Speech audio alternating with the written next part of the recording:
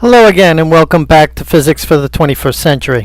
Again, my name is Greg Perugini, and today we will be talking about rotational motion and energy. And that is our topic. So when we talk about rotational motion, we have centripetal motion, which is motion inward. Whenever we're going in a circle, and we've talked about this before, based on the radius, let's say this radius is 0.8 meters, the velocity in this direction, centripetal acceleration towards the center, v squared over r. Now, of course, you remember here the equivalence of rotational motion, kinematics in terms of linear versus its equivalent rotationally, radians, rads per second squared. So just a little bit of review here. We can relate that and we can get our rotational velocity, which is the change in rads for a particular period of time. This S stands for the subtend, this distance in meters. We relate to that distance in meters is r, this radius, times the radians. So pretty straightforward stuff. So if you remember, these are the kinematic equations. We've been through these, and these are the kinematic equations for linear motion in a straight line. Velocity, acceleration, distance in meters. So if we look at that and then say, let's replace those with the rotational equivalent, omega, which is rads per second, radians,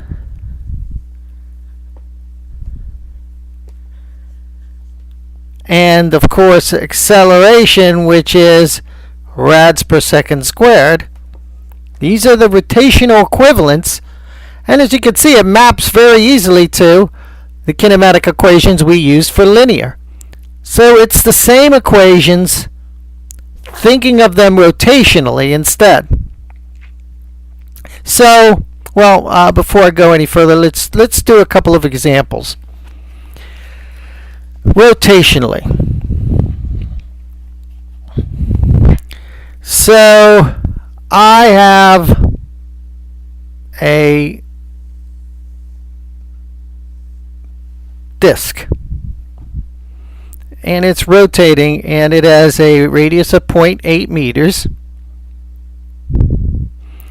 and it's rotating like a centrifuge, and so it goes from rest to 3,000 RPM in 7 seconds. So, first question, acceleration. What is the rotational acceleration that we're dealing with here?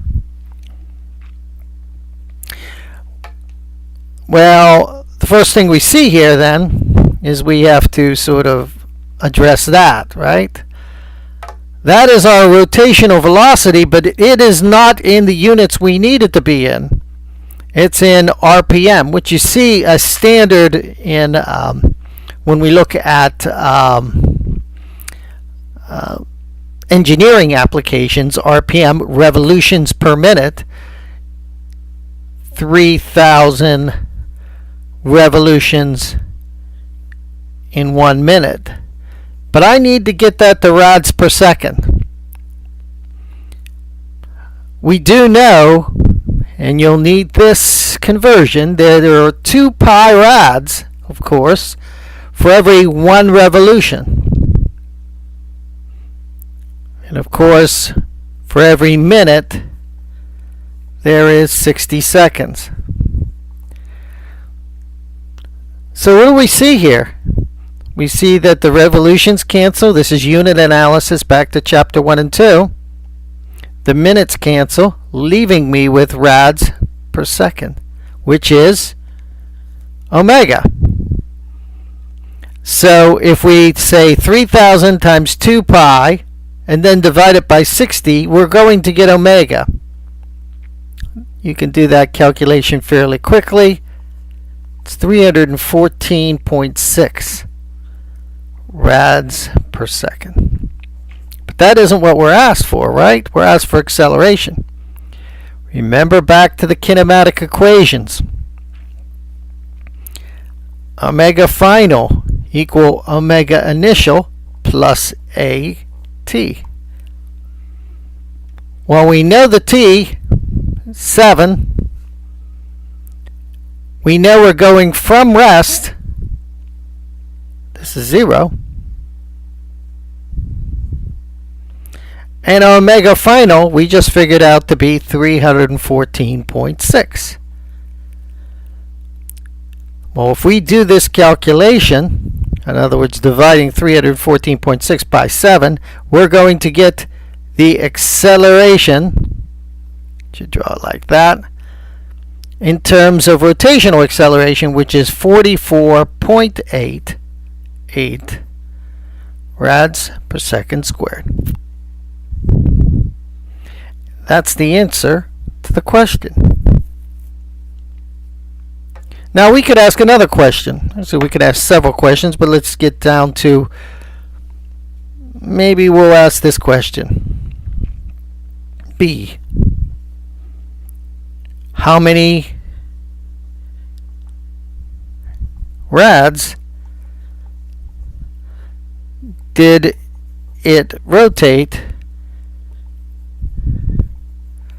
through in that time?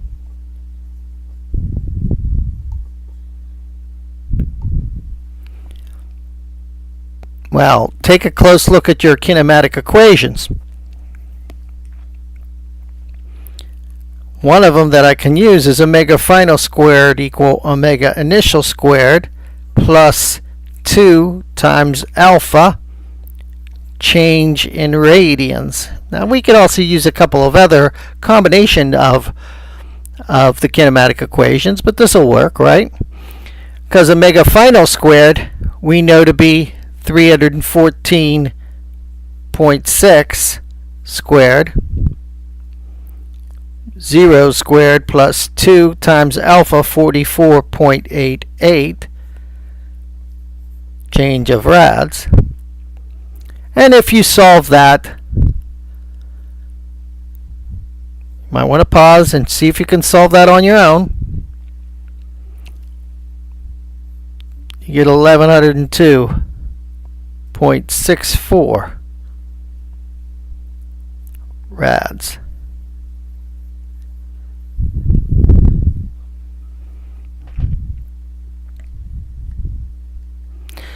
Let's try something else. Let's go one step further. I'm going to erase that there.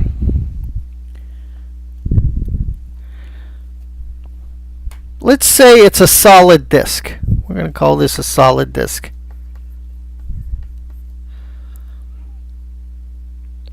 And we have a force on the edge here to spin it. That's the force that is causing this spin. How much force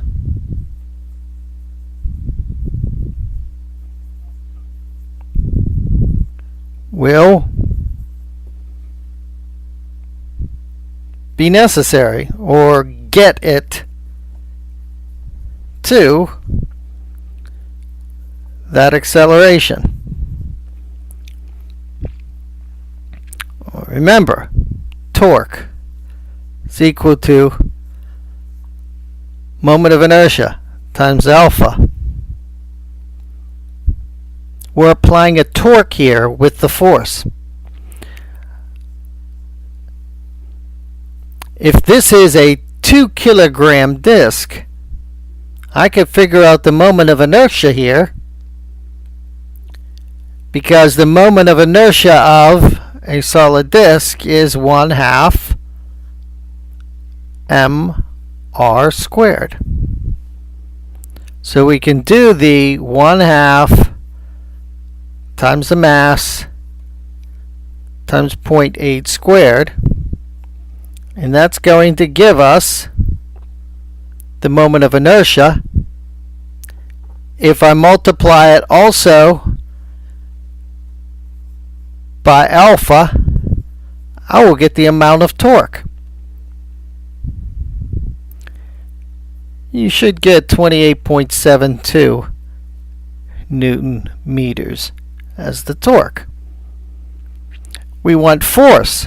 Well, we also know what? That torque is equal to force times the radial arm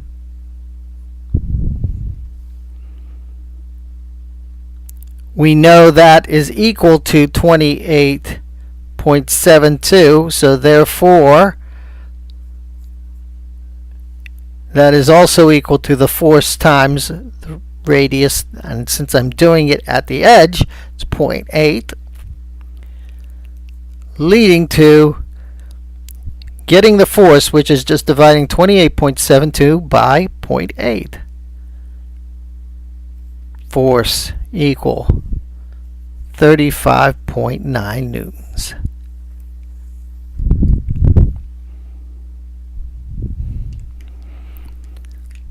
Okay, so that's fairly straightforward, right? Or I should say, you've seen this a little bit before with the thought of the kinematic equations we've already covered, as well as with torque and moment of inertia before. So there's nothing new there. But we also have to think about energy. Now, if you remember, energy, kinetic energy linear, is equal to 1/2 mv squared. As you see there, rotationally, it's 1/2. Instead of m, we have to use the rotational equivalent that takes into account the geometry, I. Instead of velocity, we use the rotational equivalent, omega rads per second squared. Let's do an example of this. Now, say I am using as before that we have a final speed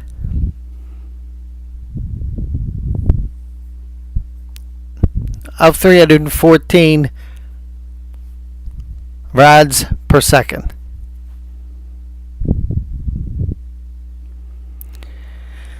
We know this is a disk, so we still have the I equals 1/2 mr squared.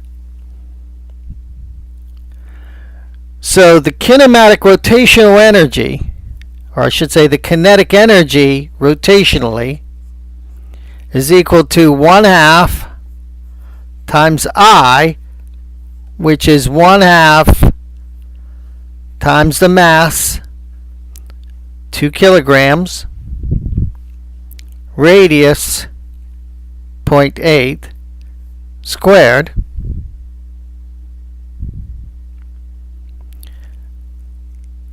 so we have that part and that part. Now we have to do the rads per second squared, 314.6 squared. What is the rotational energy when you calculate this all through?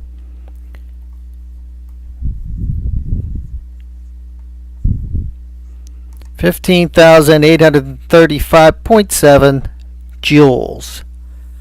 The rotational energy that is taking place at that speed for this disk. So, a planet rotating, for instance, will have its own moment of inertia because it is a sphere. So you would use that geometry. Whether you're rotating a propeller, remember we talked about rotational torque as well as moment of inertia in previous topics. So, have your equations handy. Have your moment of inertia geometries handy. Know your rotational kinematic equations and how to manipulate them, much like you had to do with the linear equations. You'll have to use dimension analysis in most cases when you're dealing with RPM, knowing that rotationally that there are 2 pi rad for every 1 revolution. Know the conservation of energy with rotation, of course. That was the last example we did. And practice the problems online and in the book. So, practice is important on this one because you're not going to have time to really try to think through a lot of the problems. Good luck.